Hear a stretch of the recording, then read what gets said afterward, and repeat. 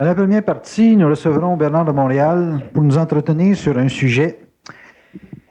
On mérite la vie qu'on a. En d'autres termes, s'il y en a qui ne sont pas fatalistes, vous allez comprendre pourquoi vous devrez l'être. Nous recevons donc Bernard de Montréal.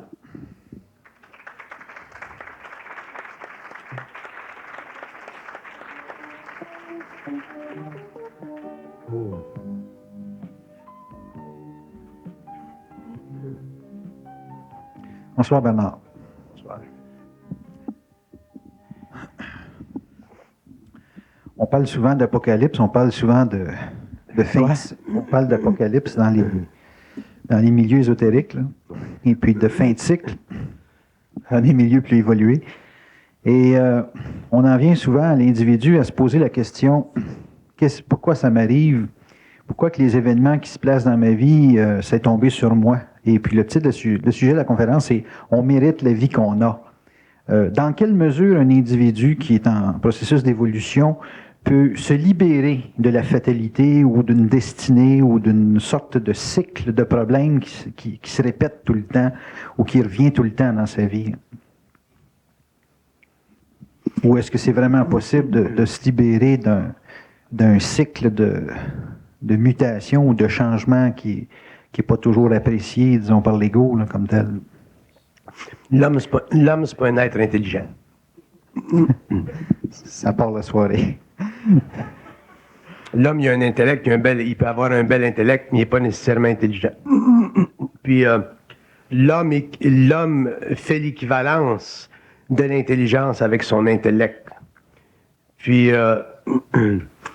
il réalise pas que son intellect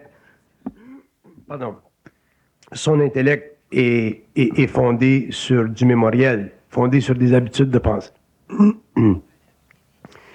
Puis l'homme, c'est un être qui a une conscience expérimentale. Puis l'homme ne comprend pas ce que ça veut dire, une conscience expérimentale. Une conscience expérimentale, c'est une conscience où l'être humain n'a pas tous ses moyens et où il est obligé de vivre par rapport à des événements qui constituent dans sa vie un labyrinthe incroyable. Puis la fondation de son ignorance, la cause de son manque d'intelligence, ce sont ses émotions. Des émotions qui sont partagées entre un intellect matériel ou un intellect spiritualisé. L'homme ne comprend pas que la vie, c'est une game. Il ne comprend pas que c'est une game parce qu'il n'est pas en contact mental avec ceux qui créent la game. Il pense qu'il vit dans un vase clos, sur une planète plate ou ronde. Les psychologues, les philosophes, les penseurs de l'évolution ont refusé de regarder objectivement le phénomène humain à partir d'un plan psychique. Ils ont toujours voulu le regarder à partir d'un plan psychologique. Donc, ils ont enlevé à l'homme la possibilité de vivre ses pensées dans un autre registre, de réellement pouvoir communiquer, être en communication avec d'autres plans qui font partie de sa conscience et qui pourraient lui apporter de l'intelligence, donc de la clarté, donc conclusivement de la lumière pour se libérer, se sortir de ce labyrinthe-là et comprendre la vie comme une science exacte et non pas la vie comme une expérience, donc sortir de la conscience expérimentale pour entrer dans une conscience créatrice.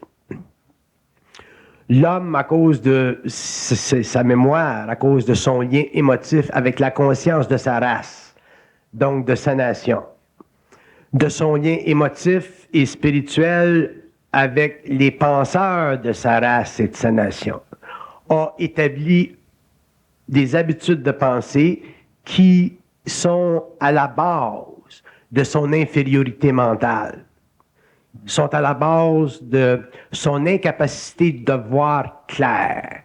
Et quand je dis voir clair, je veux dire voir à travers le jeu de la vie, qui est un jeu qui peut être très, très occulte.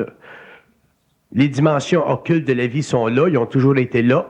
C'est à l'homme de s'élever en conscience pour venir en contact avec ces plans-là, puis pour pouvoir comprendre la vie comme ces plans-là peuvent le lui expliquer d'une façon objective, catégorique.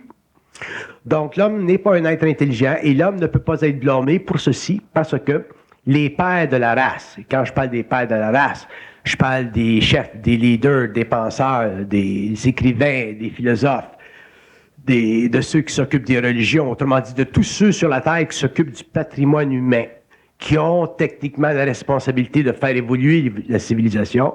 Ces êtres-là aussi sont pris dans le même engrenage que l'homme. Donc, ils ne sont pas plus intelligents que l'homme, mais disposent de moyens didactiques qui leur permettent, pour des raisons de supériorité ou d'autorité spirituelle ou d'autorité métaphysique, d'autorité philosophique ou d'autorité politique, d'imposer à l'homme leur façon de penser. Donc, l'homme s'est laissé imposer pendant des siècles des façons de penser qui constituent pour lui le plan le plus inférieur de sa conscience. Et il va falloir un jour que l'homme prenne sa conscience dans ses mains, qu'il arrête de faire d'introduire d'autres personnes, d'autres créateurs de pensée ou formuleurs de pensée qui influent sur son mental et qu'il prenne finalement conscience que, dans le fond, il est un être intelligent, mais seulement dans la mesure où il est capable de vivre sa vie par rapport à ce qu'il sait, même si c'est un petit peu au début, pour en arriver avec le temps à s'habituer à ce qu'il sait. Et une fois que l'homme va s'habituer à ce qu'il sait, lui seul, en tant qu'individu, l'homme commencera à être intelligent et à comprendre, plus il va aller loin, à comprendre le phénomène occulte de la vie, puis se sortir de se libérer. Alors, diriez-vous que la vie qu'on a, c'est la vie de nos pensées? La vie que vous avez, c'est la vie de vos pensées, parce que vos pensées sont la substance phénoménale de votre ego. Vos pensées sont la substance dont se servent les plans obscurs pour travailler avec vous, mais toujours contre vous. La pensée n'est pas un phénomène individuel.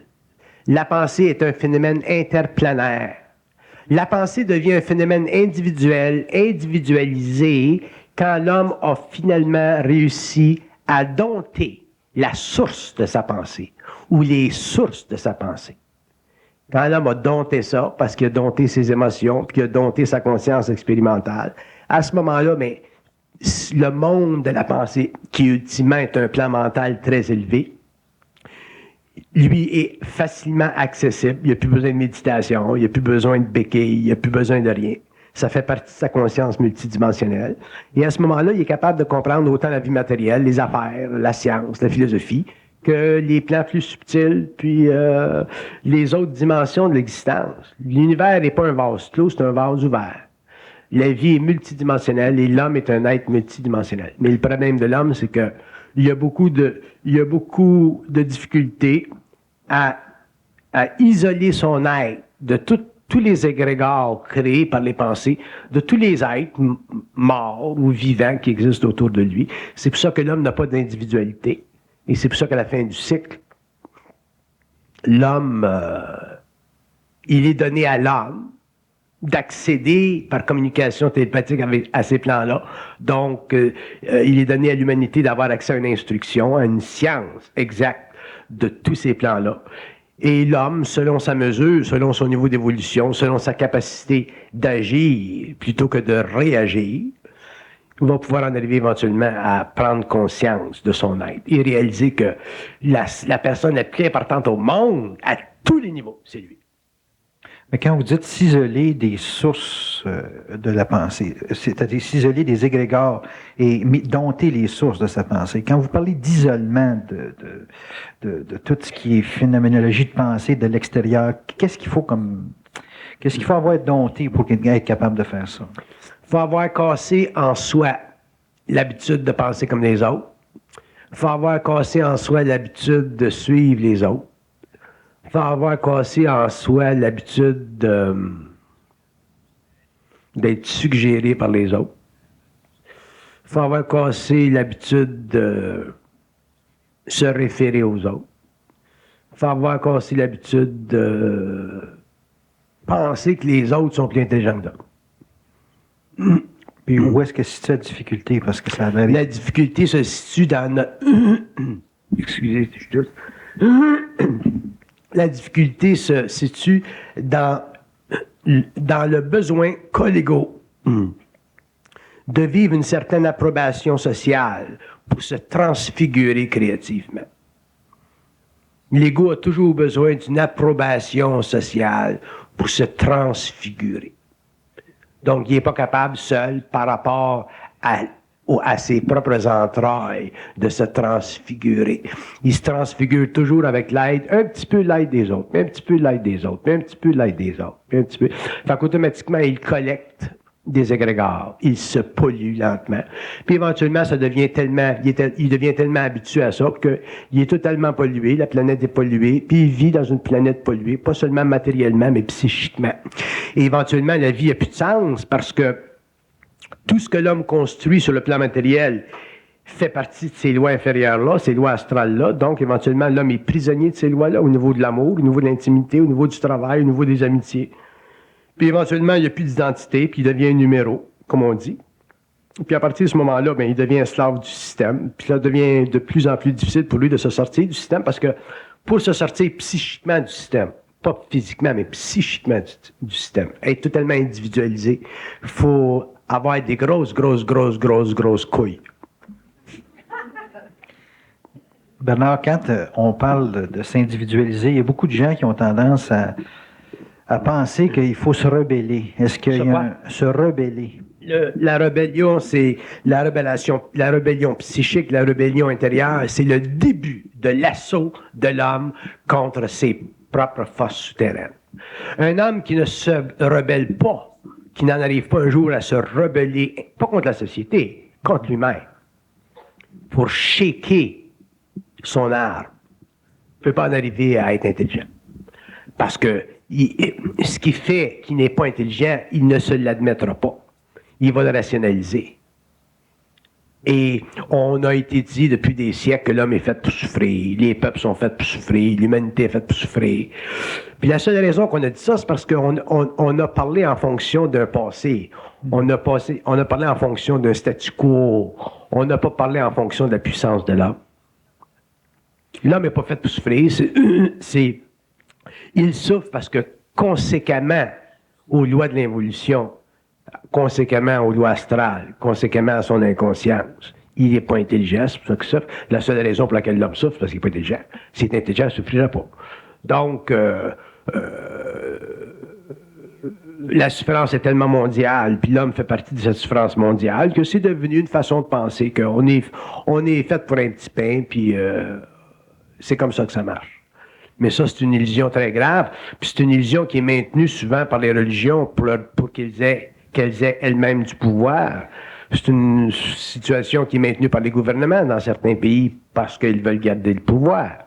Donc, l'homme, c'est un être de lumière, point final. C'est un être qui a beaucoup de potentiel. C'est un être qui a la capacité de totalement transformer sa vie, pas à travers des philosophies, puis les métaphysiques, puis les religions, puis les spiritualités, parce que tout ça, ça fait partie des courants astraux d'involution. Mais à travers ses propres forces de rébellion intérieure, dans la mesure où il sait qu'il est manipulé. Un homme qui ne réalise pas sur la Terre qu'il est manipulé dans ses pensées est totalement incapable d'en arriver à l'individualisation de son être, parce que les systèmes de pensée qui existent se refusent de concevoir cette réalité, et ça fait partie de la conscience de l'homme nouveau. Puis, moi, j'ai vécu mon expérience depuis 69 en relation avec les forces occultes, puis c'est définitivement correct et applicable, la science de cette conscience-là, que l'homme est un être manipulé. C'est pour ça que l'homme n'est pas intelligent. C'est pas qu'il n'est pas intelligent, c'est qu'il n'a pas accès à son intelligence, à son feu, à son énergie, toute son énergie. Il est toujours diminué, puis il est toujours affecté à travers ses émotions. Puis, comme j'ai déjà dit, le plan astral s'en sert. Les morts sont anti-hommes. Puis ce que l'homme a créé sur la Terre, ça fait partie de l'activité des morts à travers son inconscient.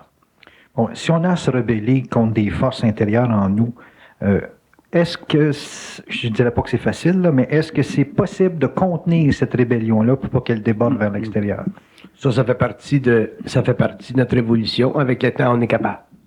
Avec le temps, on devient très, très, très maître de soi, oui. Mais vous avez souvent parlé dans d'autres conférences de la haine, que c'est important la haine. C'est que dans la perception qu'on a de la haine, on perçoit quelque chose qui détruit. C'est assez difficile d'imaginer se détruire ou vivre une haine par rapport à l'intérieur. Ouais. La définition de la haine que vous avez, c'est une définition religieuse ou spirituelle ou judéo-chrétienne. Quand vous parlez de haine, vous autres, vous parlez de haine en tant qu'élément moral d'une inconscience incapable d'aimer. Tandis que moi, quand je parle de haine, je parle d'une confrontation entre l'homme avec son intelligence, avec les forces qui constituent la base occulte de son psyché. C'est ça la haine. Tu peux pas aimer, puis ça encore, c'est la grande divagation des religions, puis un jour, l'homme le comprendra, puis il sortira de l'involution. Tu ne peux pas aimer les forces spirituelles de la Terre. Mm-hmm. C'est une illusion fondamentalement cosmique. C'est une illusion très grave, qui est très dangereuse, qui est maintenue par l'astral, qui est maintenue par l'humanité inconsciente. Ça fait partie de l'ignorance totale de l'homme des lois occultes du mensonge cosmique. C'est évident que vous ne pouvez pas aller aux sources du pouvoir et leur demander des renseignements. À moins de le relâcher.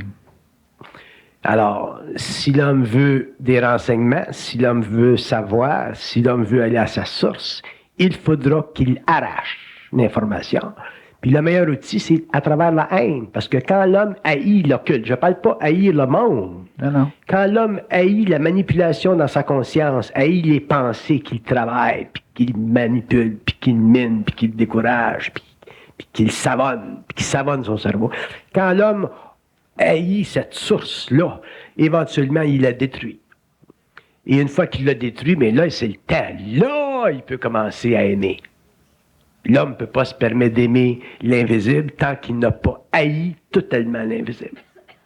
Moi, j'ai un contact télépathique avec le plan mental depuis des années, puis pour moi, c'est des chiens. Je les ai traités de chiens. Je les ai cassés en 84. Je les ai brimés à un tel point maintenant que quand je communique à travers des médiums avec des entités en forme astrale, j'ai plie à ma volonté.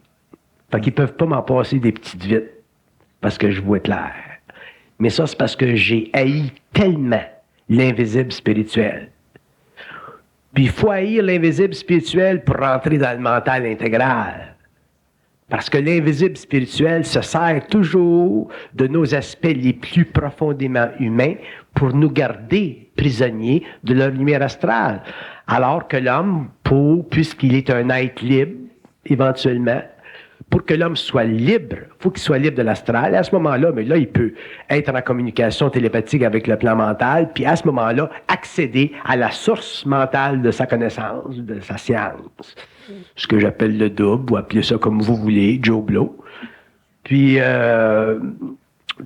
connecter avec une source plus personnelle, puis là, être réellement dans son identité. Puis à ce moment-là, il n'y a plus personne sur le plan matériel ou dans l'invisible pour le faire chier. Vous, Bernard, quand vous haïssez, vous n'avez pas des pensées de haine. Vous avez une vibration de haine. Non, j'ai pas de pensée de haine parce que je pense pas, mais je communique. Fait que ma pensée, elle était simplement à cause de la fusion transmutée en communication directe, mais c'est la même chose. Est-ce qu'on peut haïr avec des pensées de haine? Bonne question. Il faut haïr d'abord. Puis haïr, c'est parler intérieurement. Puis quand tu parles intérieurement, puis tu haïs intérieurement ce qui te manipule, ça ajuste ta pensée, puis ça ajuste ta pensée, puis ça ajuste ta pensée, puis ça la raffine ta pensée. Mais si les pensées qu'on a, c'est des pensées qui sont des manipulations, on peut être manipulé pour haïr. Tu peux pas être manipulé pour haïr, parce que quand tu haïs l'invisible, je parle. Ah ouais. Quand tu haïs l'invisible, tu déplaces beaucoup d'air. Dans le sens que ta haine est dirigée vers la source des pensées. Tu n'as pas besoin de les connaître, tu n'as pas besoin de connaître leur nom, tu n'as pas besoin de connaître sur quel plan ils sont, dans quel monde ils sont. Mais le fait de créer une vibration qui repousse leur attaque, ça te met en puissance vibratoire. Puis c'est ça qui t'amène graduellement à vibrer à un plus haut niveau, puis éventuellement à avoir une très, très grande maîtrise de tes pensées, pour en arriver éventuellement, possiblement, à passer de la pensée au contact télépathique. Mais c'est pas important, le contact télépathique avec le plan mental. Ce qui est important, c'est que l'homme soit capable de reconnaître qu'il est manipulé et de haïr la source. Puis, techniquement, dans la mesure où il est capable psychologiquement d'admettre pour lui-même que le monde invisible, c'est un monde réel, qui n'a pas de corps matériel, mais qui est réel, qui est en forme astrale. À ce moment-là, il n'y a pas de problème à traiter, à dealer, à parler avec ces plans-là, ou ces entités-là, ou ces guides spirituels-là, ou toute cette cochonnerie-là, parce que pour moi, tout ce qui est dans le monde de la mort, c'est anti-homme. Donc, tout ce qui est dans le monde de la mort, c'est de la cochonnerie. Quand même, vous me diriez, bon, moi, j'ai un grand guide spirituel, c'est un hindou, ou c'est un indien. Pour moi, c'est tous des manipulateurs. Puis c'est tous des faiseurs de religion, puis c'est tous des créateurs de religion, puis c'est tous des créateurs de sectes, puis c'est tous des créateurs, des créateurs d'impuissance, puis c'est tous des manipulateurs de pensée, puis c'est tous des êtres qui veulent garder le pouvoir à l'insu de l'homme. Puis ça, c'est l'histoire de l'évolution.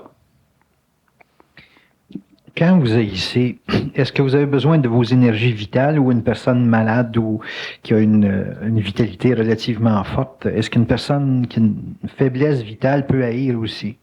Est-ce que ça va chercher des énergies vitales, physiques? Ou si la haine dont vous parlez, c'est un autre type de haine? Une personne qui serait malade et qui irait comme moi, elle se guérirait dessus. Garanti, ça. Garanti. Donc, à ce moment-là, la haine dont vous parlez, elle ne fait pas référence à des ressources vitales. La haine dont je parle fait référence à une colère organique basée sur un psychisme totalement concentré contre l'invisible. C'est mental. Pour vous autres, l'invisible, c'est de la petite fumée. Pour moi, l'invisible, c'est réel, puis il y a du monde là, puis c'est tous des taponneurs. Des taponneurs?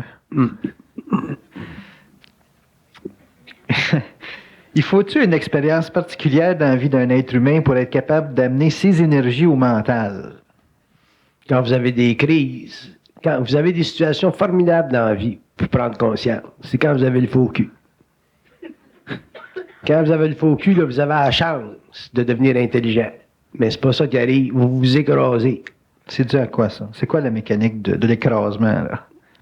Manque d'air dans les airs ou l'avion? Parce que vous n'avez pas conscience du degré de manipulation de votre être. Vous n'avez pas conscience que votre plan mental, c'est un terrain. C'est un terrain psychique qui est habité par ces entités-là. Vous n'avez pas conscience qu'on taponne dans votre terrain. Vous n'avez pas conscience que votre psychisme, c'est une territorialité qui est envahie, qui est manipulée. Vous êtes testé tout le temps, puis tout le temps, puis tout le temps, puis tout le temps. Une personne qui deviendrait consciente de ces manipulations-là, est-ce qu'elle aurait nécessairement l'énergie pour vivre sa colère ou pour écraser encore en disant, bon ben, je me fais manipuler? La conscience de ceci vient avec le temps. Il faut commencer au bas de l'échelle. Puis le bas de l'échelle, c'est réaliser qu'on est manipulé. C'est quoi la meilleure façon de réaliser qu'on est manipulé? Je vous le dis. Bon, OK. Une fois qu'on s'est dit, on repart à soir, là, on le sait, on est manipulé. On arrive là chez nous, ça manipule. Bon, ben, faites comme si vous parlez avec quelqu'un. T'en vas à la maison, puis t'as dépensé toute croche. Je vous dis que ça vient de quelqu'un, ça vient d'une entité en forme astrale. Mais c'est à vous autres d'y parler. Parlez-y. Elle va vous répondre. Ah, puis il y a du monde qui peut aimer ça. Ah, là, c'est dangereux. Si vous aimez ça, vous allez vous faire prendre. Il ne s'agit pas d'établir un dialogue avec eux autres pour faire avoir de la grosse conversation. Il s'agit de les identifier. Il s'agit d'identifier ces entités-là. Identifier ces sources de pensée-là. Si tu t'en vas... si tu t'en vas, si t'es sur la job, puis t'es une secrétaire, puis il y a une nouvelle secrétaire qui rentre, puis il y a une pensée qui te passe dans ta tête, puis ça te dit, ouais, je vais perdre ma job. C'est eux autres. C'est pas des caves. Ils vont pas dire, tu vas perdre ta job, parce que là, tu sauras qu'ils sont là. Ils vont dire, je vais perdre ma job. Je vous l'ai dit. Le jeu, c'est la plus sublime des illusions psychologiques développées par l'involution contre l'homme. Si l'homme était conscient, il vivrait jamais de jeu dans sa tête. C'est abominable. Ça n'a pas d'allure, le jeu. Fait que le jeu, le jeu qu'on vit psychologique, là, le jeu psychologique qui fait partie de nos langues, puis qui fait partie de notre psychologie, puis qui fait partie de notre référent existentiel égoïque, c'est toute de la fraude. C'est comme si moi je te parlais, puis je te parlerais, puis j'utiliserais le mot je, puis tu penserais que c'est toi qui te parle. Au lieu de, si je te disais tu, là tu saurais que c'est quelqu'un qui te parle. Mais non, j'utiliserais le je. Supposons que je te parlerais dans ta tête. Tu penserais que c'est toi qui te parle. C'est de la fraude, c'est de la grosse fraude. C'est le côté abstrait du... C'est le côté occulte de la conscience abstraite de l'homme. Un jour, il va falloir que les psychologues se réveillent. Le jeu, c'est de la fraude. C'est pour ça que l'homme n'a pas de communication avec les plans. C'est pour ça que l'homme n'est pas capable de savoir que c'est pas lui qui pense ces pensées-là. Une fois que l'homme communique avec sa source, puis que c'est clair, puis c'est net, puis qu'il est en communication avec le plan mental, bon, là, c'est de la communication, il te parle. Bonjour, comment ça va? Tu vas voir comment ça va aller la semaine prochaine. Ils vont jamais utiliser le jeu. C'est les entités astrales qui utilisent le jeu. La source de l'homme, la source cosmique de l'homme, utilise jamais le jeu dans une communication. Il utilise le tu. Le jeu, c'est la source de l'ignorance et de la souffrance humaine. C'est la source de la décadence de la civilisation. C'est la source du genre de civilisation qu'on a. C'est la source de l'ego inconscient. C'est la source de notre impuissance. C'est la source de notre... décadence. Notre évolution. Mais ça se pense pas, ça. Tu peux pas arriver un jour et penser ça. Faut que ça te soit dit.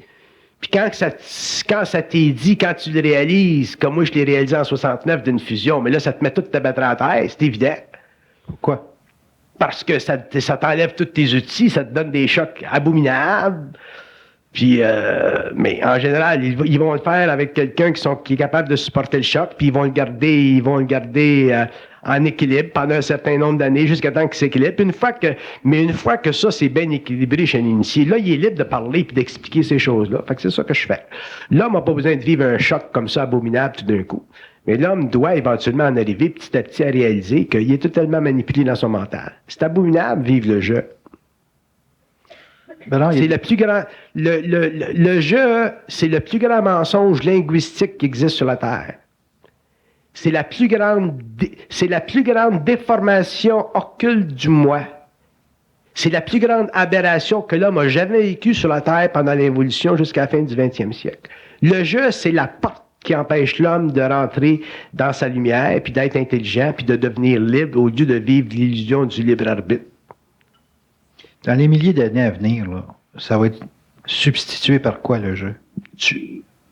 Tout le monde va se parler dessus. L'homme va communiquer intérieurement par rapport à un tu.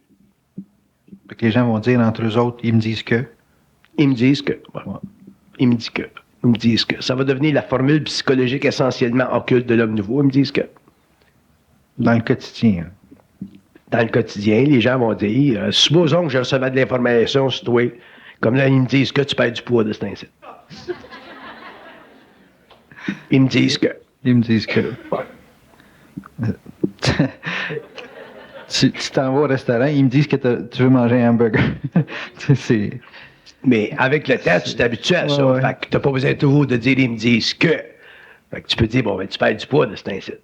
Ouais. Fait que là, tu vas dire, comment se fait que tu sais ça? Mais je vais dire, ils me disent que. Un petit peu de même, ça marche. Ouais. Fait que là, on a ces formules. Je peux pas passer mon temps dans la vie à dire au monde, ils me disent que. Ils vont dire, Ouais. mais je dis que. Mais le plus gros choc de briser l'impression du jeu, Bernard, c'est infondé sur quoi exactement? Qu'est-ce que l'ego perd vraiment à ne pas penser en jeu? Qu'est-ce qu'on perd vraiment là-dedans? À pas penser en jeu? Ouais, qu'est-ce qu'on perd Vous vraiment? perdez tout. Ben, tout, mettez des points sur le tout en question. Vous perdez toute l'illusion de l'ego qui pense. Quel contrôle sa situation? Ouais. Qu'est-ce qui fait c'est important? Ben, c'est à la base du libre arbitre philosophique universel de l'âme. Ouais. Si tu vas par en dedans, tu dis c'est qui toi? Ils vont dire c'est moi. Tu dis c'est qui moi? Ils vont dire c'est toi. Qui te déculotte. Puis avec le temps, tu t'habitues. Au début, ça fatigue un petit peu. C'est énervant un petit peu, parce qu'on est habitués, nous autres, les hommes, à penser qu'on est important psychologiquement par rapport à nous-mêmes, pour nous-mêmes, en fonction de nous-mêmes. Puis là, tu t'aperçois que tu es important psychiquement par rapport à eux autres, c'est-à-dire les entités de lumière sur le plan mental qui sont ta source. Ton ajusteur de pensée, appelle ça comme tu veux. Puis c'est ta contrepartie cosmique universelle. Puis l'autre problème qu'on a, c'est qu'on vit dans un corps matériel, fait qu'on est bien déphasé au niveau psychique. Si on était sur le plan éthérique, on n'aurait pas de problème. Mais comme on est sur le plan physique, on est dans une enveloppe matérielle, l'enveloppe matérielle nous conditionne notre espace mental. Fait que notre corps matériel nous donne l'impression qu'on est ici, alors qu'en réalité, on est ici, puis ici, puis ici, puis ici, puis ici. C'est pour ça que les morts, les gens qui meurent, les gens qui ont des crises cliniques, là, puis qui sortent de leur corps, sont toujours bien. Quand ils sortent de leur corps, non, ça, le gars, il avait le cancer, là, il est bien, il est content. Puis même, il est content de mourir, il est content d'aller sur un autre plan. Pourquoi? Parce que là, il se dissocie de tout l'embarras de son corps matériel. C'est un gros embarras, cette affaire-là. Fait que ça en prend de l'énergie, cette affaire-là. Fait que quand le contact se fait avec le plan mental, puis tu es dans un corps matériel, fait que tu es pris entre, comme on dit en anglais, the wall and the hard rock. T'es pris entre toi, physiquement, puis entre toi quelque part ici. Là. Puis ça prend quelque temps pour t'habituer, mais quand tu es habitué, tu es très bien de même, puis tu ne voudrais pas être autrement. Puis là, tu donnes des conférences comme moi. Mais quand vous regardez dans le miroir, vous ne dites pas « Salut-toi ». Vous avez une perception de vous sur le plan matériel. Si je me regardais dans le miroir... Tu ne dirais pas « Salut, toi ». Ouais, ben c'est parce que moi, il n'est pas là, il est là. OK, mais je suis obligé d'aller par en dedans. OK. Puis je dirais, en allant par en dedans, je dirais, je suis pas mal cute aujourd'hui, j'ai une belle barbe, hein? Il dirait, ouais, c'est une belle barbe. Ça vous donne pas un feeling de robot? Non. Vous autres, vous êtes des robots, pas moi. C'est moi qui est le robot. Comment vous dites ça? C'est moi qui est le robot. Qui est le robot? Moi. Vous avez du culot, vous autres. C'est moi qui est le robot. Non, mais c'est parce que quand on a l'impression d'être piloté, quand l'individu... Oui, mais c'est vous venez de le dire, l'impression. Vous avez l'impression d'être piloté, puis dans le fond, vous ne le réalisez pas, vous êtes piloté toute votre vie. OK. Bon, Bernard, vous dites, on est manipulé dans la pensée. Pour identifier la pensée, il faut être capable d'éliminer la perception du jeu. La forme matérielle, le corps physique qu'on a, l'impression que les autres nous projettent de notre habileté, de nos talents, nos capacités, de la valeur d'échange social qu'on a, c'est tous des éléments qui entretiennent le jeu. Par où qu'un individu doit commencer pour briser l'impression du jeu? Parce que ça, c'est des forces sociales énormes, ça, ce côté-là, en partant du principe... Commencez par vos crises. Vous avez des crises? Oui, ça c'est... D'ailleurs, c'est à travers les crises que l'homme va évoluer. C'est pas à travers l'étude philosophique d'une instruction. C'est à travers les crises. Il n'y a rien comme une crise pour te faire voir clair. Pas de crise, tu vois rien. OK. Dans une crise, qu'est-ce qui fait que dans une crise, les pensées sont plus faciles à identifier comme étant des manipulations? Parce que dans une crise, votre corps émotionnel est mis en vibration, puis il est étroitement relié au plan psychique de votre être. Donc, automatiquement, les égrégores sont facilement canalisables. Vous le savez, quand vous avez une crise que vous ne pensez pas droite, quand vous avez une crise, il y a toutes sortes de patentes qui se passent dans votre tête. Il n'y a personne dans la salle qui n'a pas vécu une crise dans la vie. Vous le savez, quand vous avez une crise, vous ne fonctionnez pas comme d'habitude. Vous êtes plus en vacances quand vous avez une crise. Puis c'est là, quand vous avez une crise, que la manipulation se fait. Puis c'est là qu'il faut vous réveiller. C'est pas quand tu es en amour avec ta blonde que tu vas devenir conscient. C'est quand elle va te crisser là. Tu vas penser que tu vas te suicider. Et là, il faut que tu te réveilles. Quand tu es en amour avec ta blonde, tu continues ton affaire. Mais quand tu sacs là ta blonde, puis t'as un gros choc à ton égo de mâle de 6 pieds, là, 200 livres, là. La petite fille de 117 livres, elle te sacrée là, là. C'est là, que les pensées rentrent. OK. L'astral fait quoi là, dans ces moments-là? L'astral te manipule, c'est leur job, ils sont parfaitement faits pour ça. Fait qu'attends, est-ce que vous dites à ce moment-là que l'astral nous manipule juste en situation de crise? C'est dans la situation de crise que l'astral est le plus fort. Le plus fort. Oui. Quand on est fatigué physiquement. Tout ça. Toutes ces choses-là. OK. Disons que là, une personne vit une crise, et elle sait, là, parce qu'on l'a parlé à soir, qu'elle est manipulée. Les pensées viennent, mais habituellement, quand ça vient dans une situation de crise, t'es pas en force. T'es physiquement ou psychiquement pas en force. Qu'est-ce qu'il faut regarder dans une crise pour reprendre un petit peu de force pour casser ça? Savoir qu'ils vont toujours vous mettre la crise puis égaler. Ah, ça, c'est Si bon. t'as pas eu ton loyer, ils vont te laisser sous-entendre que le propriétaire va te mettre à la porte. Si t'as pas de job, ils vont te laisser sous-entendre que t'en trouveras pas. OK. Si ta mère est malade, ils vont te laisser sous-entendre qu'elle va mourir. Toujours. Ils vont toujours te remplir ça. Il amplifie. Tout le temps. Puis c'est des professionnels de la job. Ça fait partie des lois du monde astral. OK. Je comprends pas ça, que le monde ne comprenne pas ça. Ouais. Puis ce facteur d'amplification-là, est-ce que c'est ça qui mène les gens au suicide? Ou C'est ça. L'homme ne se suicide pas. L'ego ne se suicide pas. Jamais, jamais, jamais, jamais, jamais. L'ego est toujours amené au suicide par séduction. Séduction. Moi. Séduit par la mort. Moi, vous devriez faire une conférence à séduction. Mettez ça, là. Je rentre dans l'école. On parlera de la séduction. Les différents niveaux de séduction. La séduction, c'est la forme la moins évidente du pouvoir de l'astral sur l'homme. La séduction, c'est la corrosion psychique de l'ego. La séduction, c'est l'invitation des astres. La séduction, c'est l'abrogation de nos droits humains d'être conscient, lumière, sur le plan matériel. La séduction, c'est l'envoûtement de l'homme. La séduction, c'est la destruction de ses prérogatives. La séduction, c'est l'envoûtement psychique de son ego pour le bénéfice des entités astrales à tous les niveaux, matériels ou spirituels. La séduction, c'est le côté velouté du mensonge cosmique. La séduction, c'est l'élixir de l'inconscience. Hey, je suis pas mal bon à ce soir-là. Je pourrais continuer pendant des semaines à vous donner des définitions de la séduction. Puis ça agit à tous les niveaux. Vous êtes connecté constamment dans la vie et la séduction. Vous êtes séduit par la finance, vous êtes séduit par la sexualité, vous êtes séduit par le pouvoir, vous êtes séduit par les idées, vous êtes séduit par l'orgueil. La vie humaine sur la Terre, à tous les niveaux, dans toutes les races, pour toutes les civilisations, pour tous les temps évolutifs, est fondée sur les lois de la séduction. J'écrirai un livre un jour, je suis le temps ça. Est-ce qu'à ce moment-là, les pensées, c'est des pensées qu'on accepte en jeu parce qu'on est séduit? Parce qu'on est séduit. Si on n'était pas séduit, on ne les prendrait pas. Mm-hmm.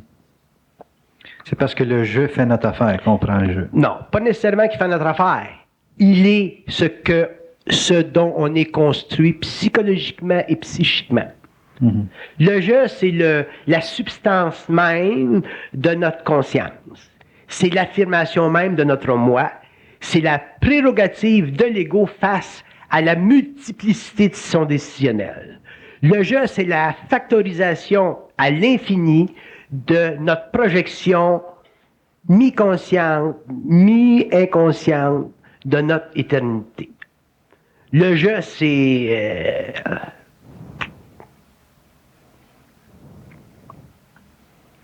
le voile ultime de l'homme. L'involution, c'est je. L'évolution, c'est tu. Mm-hmm. Vous parlez de séduction, puis moi je vous connais comme un homme qui adore le beau, qui était un grand esthète. Comment vous pouvez être à ce moment-là mental et ne pas être séduit par la beauté? J'aime le beau, c'est normal, parce que l'esprit aime le beau. Ton esprit aime le beau. L'esprit de n'importe qui aime le beau. D'ailleurs, c'est le beau qui a créé la civilisation, ce qui est une preuve que l'homme a un peu d'esprit. Les grands architectes, les grands couturiers, les grands chefs de cuisine, les grands ingénieurs, tout ce que l'homme a fait qui représente cette civilisation, c'est fondé sur la loi de l'esthétique, qui est une loi cosmique qui fait partie des lois de l'esprit à travers l'âme, et ainsi de suite. Donc, le beau, ça fait partie de l'esprit. Donc, un homme qui est moindrement en vibration au niveau de son esprit, mais il aime le beau. C'est normal, aimer le beau. Mais comment vous pouvez aimer le beau et pas être séduit par le beau? Séduit par le beau. Aimer le beau, c'est apprécier le beau. Être séduit par le beau, ça serait peut-être dangereux. Un homme qui serait trop séduit par le beau. Moi, si j'étais avec ma sensibilité, si j'étais trop séduit par le beau, j'en souffrirais probablement. C'est l'effet d'englobement de la beauté qui fait l'effet de séduction? Oui. Ou l'impression d'en manquer? C'est l'englobement. L'impression d'en manquer, whatever. OK. Je ne serais pas capable de me retenir. Il faudrait que j'achète ci, puis j'achète ça, puis j'achète ci, puis j'achète ça. Je sais pas. OK. Le beau, c'est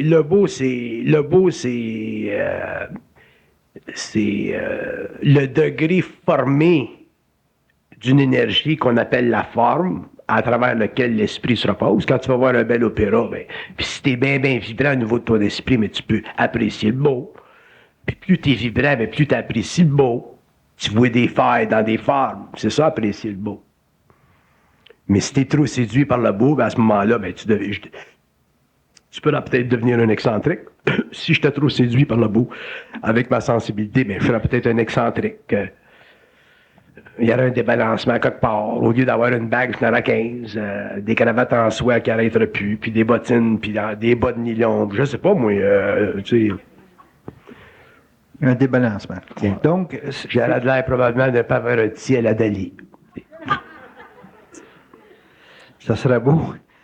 La question qui me vient à ce moment-là, c'est que si la beauté est une expression formée de l'intelligence, l'astral, comment, par le processus de la séduction, comment il arrive à déchaîner un climat de pensée qui crée un effet de dégénération là-dessus? Parce que l'astral utilise les pensées pour convoquer l'homme à son impuissance. Pour convoquer l'homme à la crainte, pour convoquer l'homme à la terreur, pour convoquer l'homme au doute, pour distancer l'homme de son identité, donc pour distancer l'homme techniquement de sa fusion, pour distancer l'homme de son contact avec sa source, ainsi de suite, ainsi de suite, ainsi de suite. On peut-tu parler de belles pensées? Non, ça n'existe pas une belle pensée. Ou une belle vibration? Belle vibration, oui. Une belle pensée, non, parce qu'une pensée, c'est anti-homme. Une pensée, ça fait partie de l'évolution. Penser, c'est pas intéressant, penser. Moi, là, je suis plus capable, mais si je pensais, probablement que je souffrirais énormément parce que le taux vibratoire du corps mental serait trop abaissé.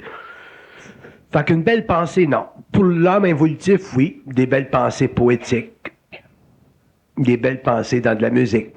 Mais quand tu regardes ça avec une conscience mentale, des belles pensées dans la musique ou des belles pensées dans la poésie ou des belles pensées, il y a beaucoup de spiritualité là-dedans.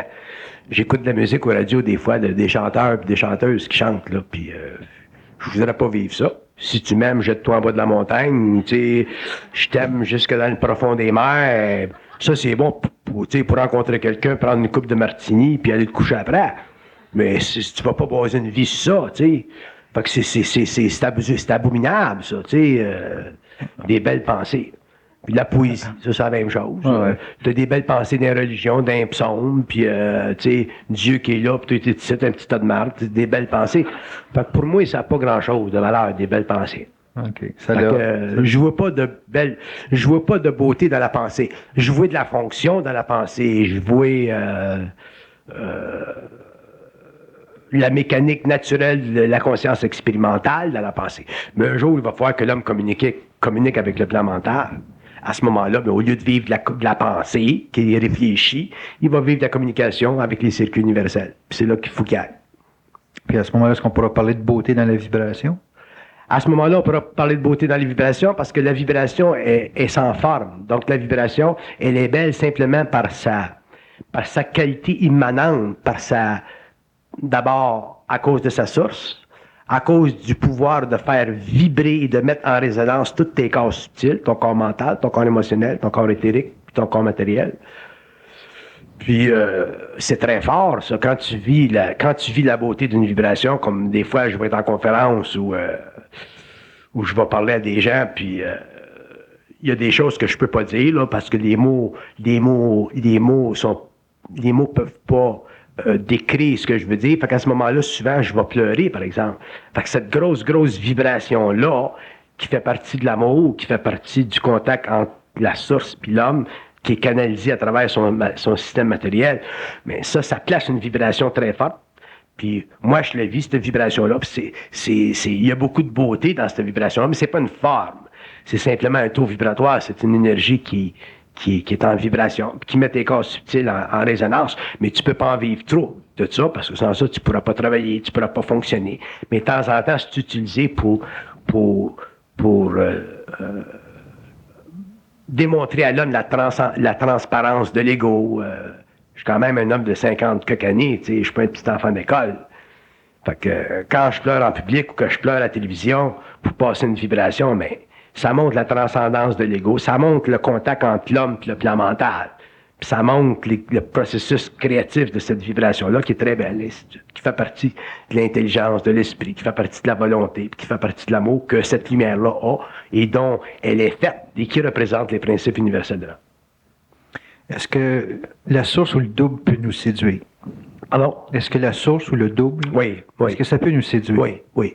Mais ça fait partie de notre spiritualité. Puis avec le temps, on le dépasse. L'homme est séduit par la source parce que, surtout s'il y a un contact avec elle, parce que la source, c'est très intelligent de l'intelligence.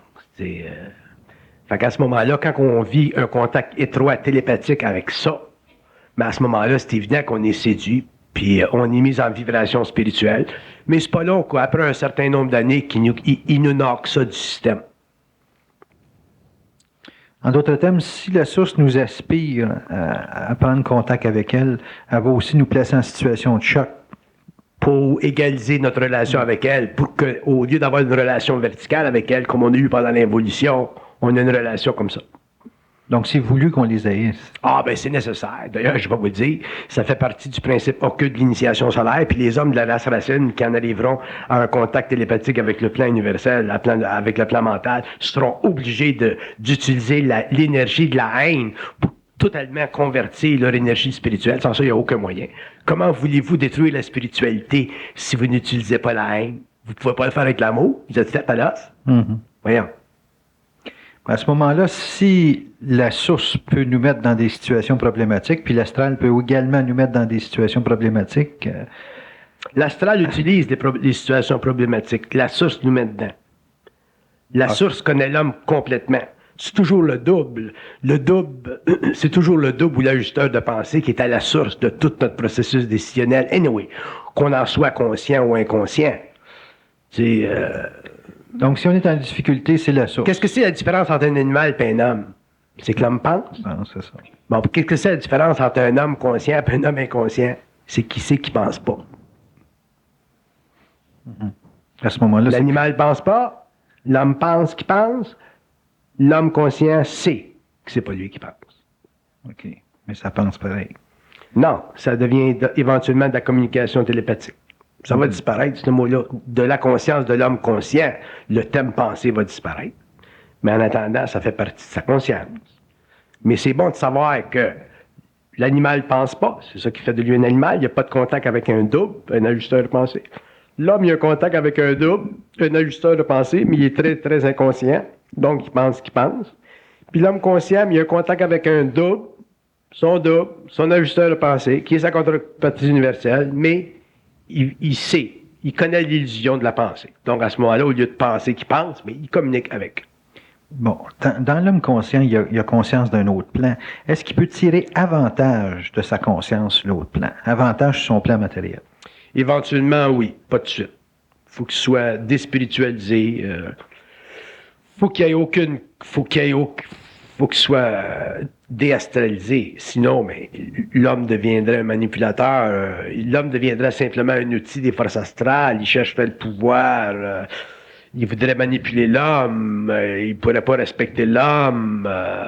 Il voudrait le pouvoir occulte sur l'homme. Il voudrait faire de la magie. Il voudrait faire de la communication télépathique. Il voudrait se promener en voyage astral. L'homme a été tellement terrorisé pendant l'évolution, puis il a été tellement coupé de ses ressources naturelles, qu'aussitôt qu'il commence à en avoir un petit peu, il vient fou comme la merde.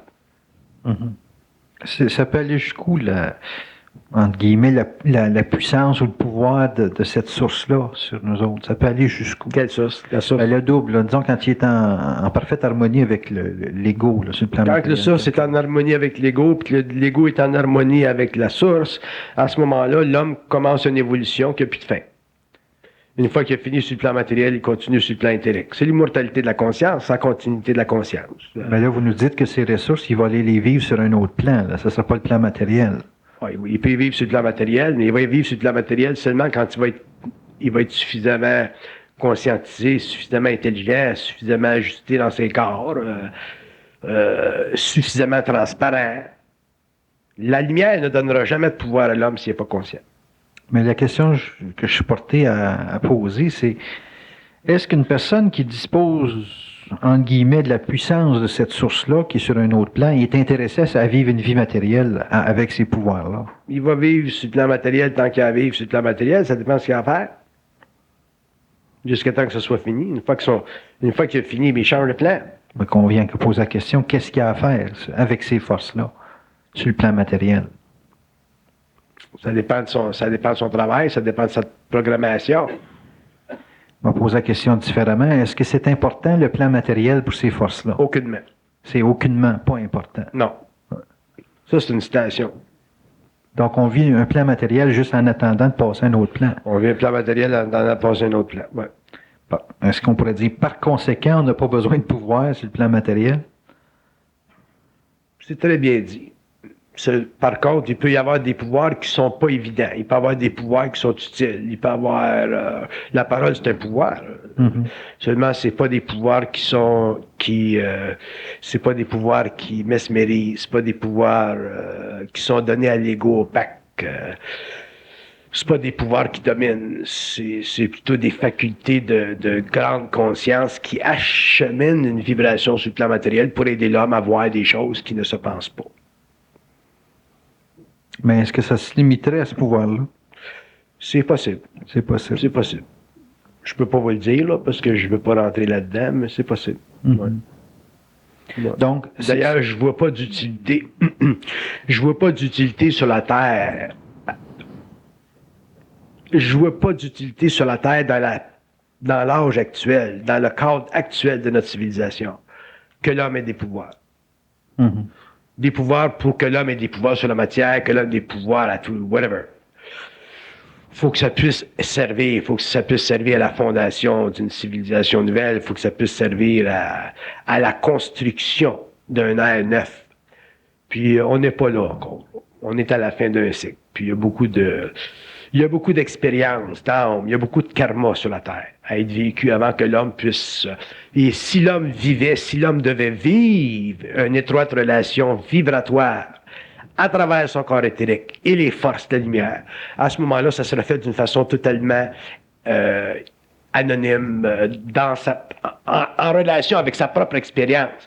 Mais ça ne serait jamais, ça serait jamais public, ça serait jamais publicisé. On pourrait jamais s'en rendre compte physiquement. Ça serait pas croyable. Ça serait pas croyable, oui. Ouais, c'est ça. Ou crédible. OK. Ça serait réellement voilé. Parce que l'homme est pas prêt à traiter avec ça. À cause de son ego. Est-ce que c'est à cause de la croyance que ça déchaînerait? C'est à cause de la filiation que ça créerait avec ceux qui en disposeraient. Donc, ça détruirait tout le travail que les forces de la lumière aujourd'hui sont en train de faire sur le plan matériel, qui est celui d'individualiser l'homme. Il faut que l'homme entre dans son individualité intégralement. Quand un homme est dans son individualité, puis qu'il rencontre un homme qui est dans son individualité, s'il y a des choses qui se passent dans leur environnement propre, occulte, whatever, ça ne change rien dans leur vie. Mm-hmm. Ils sont plus affectés l'un par l'autre, ils sont plus influencés l'un par l'autre. Ils connaissent trop le projet occulte de cette filiation-là. Mm-hmm. Mais un homme qui ne serait pas conscient, qui aurait de la spiritualité, ainsi de suite, automatiquement, il aurait tendance à faire de ces personnages-là des maîtres, il y aurait un culte de la personnalité, puis ça fait totalement... Ça va complètement à l'encontre de l'évolution de la conscience supramentale sur la Terre, le culte de la personnalité. Donc, si on regarde ça dans un sens de, mettons, 100 ans, la ressource ou la puissance que l'individu qui se conscientise pourrait disposer, c'est simplement une centricité. La centricité, c'est la fondation de l'être nouveau. La centricité, c'est comme si tu prends un arbre, tu coupes tous les fruits dessus, tu laisses avec le tronc. Puis après ça, une fois que tous les fruits sont coupés, puis les branchettes, puis qu'il y a avec le tronc, là, il repousse d'autres branches, d'autres fruits, et c'est tout. Mais il faut que l'homme arrive à cette centricité-là. Puis ça, c'est l'abolition en lui du pouvoir des égrégores. C'est l'abolition en lui de tout ce qui est involutif. La neutralisation de tout ce qui est involutif. L'homme se sent réellement de plus en plus libre dans cette conscience-là. Et ça, c'est la conscience de l'avenir. Donc, faire juste un travail d'en arriver à une centricité, ça peut prendre facilement 15-20 ans, ça. Ça peut prendre un bon deux cycles de 7 ans. 14 ans. Puis une personne, Bernard, qui Ça dépend de l'individu, ça dépend où l'homme va. Les individus vont pas devenir centriques au même niveau parce que pour devenir très, très centrique, il faut quasiment vivre une lutte très, très étroite avec les forces de la lumière, puis voir toutes les games qui peuvent jouer. Quand tu deviens très centrique, tu deviens par le fait même très conscient. Très lucide. Tu deviens conscient de l'homme, tu deviens intelligent de l'homme, tu as une voyance périphérale, tu as une voyance horizontale, tu as une voyance verticale. Fait qu'il n'y a plus de limite à ton esprit. Par contre, les hommes n'ont pas tous les corps pour supporter ce genre de travail, de lutte, puis d'investigation occulte de leur relation avec les plans. Mais l'homme peut assez facilement en arriver à avoir un haut degré de centricité. Puis quand on a un certain degré de centricité, on le sait. On le sait. Ça fait partie de notre vibration. C'est plus un état psychologique, c'est réellement psychique. Ça. Oui. La conséquence de cette centricité-là, vous l'avez dit, c'est une lucidité. Mais est-ce que ça passe dans son échange avec les autres par le biais de la parole ou par le biais de certaines actions créatives particulières?